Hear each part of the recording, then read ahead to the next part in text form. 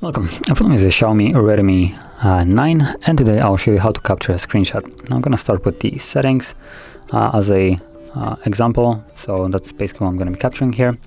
And there's several ways of capturing screenshots, so I'm going to start with the least convenient to the most convenient. So the least convenient one is the button right here in the notification panel, and it just does a screenshot. Then you have also the power key and volume down, so if you hold them it will do the same thing. And then we have the most convenient one out of them all, which is the 3-finger swipe down. And as you've seen on all of them, you have the option for the scrollable.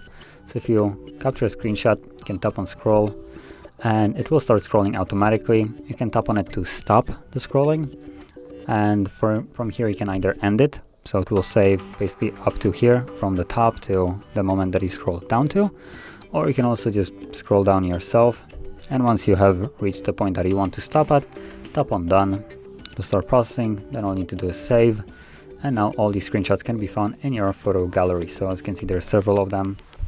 There's the scrollable, normal, and another normal. So this is the several different ways you can capture a screenshot on this device, and if you found this very helpful, don't forget to hit like, subscribe, and thanks for watching.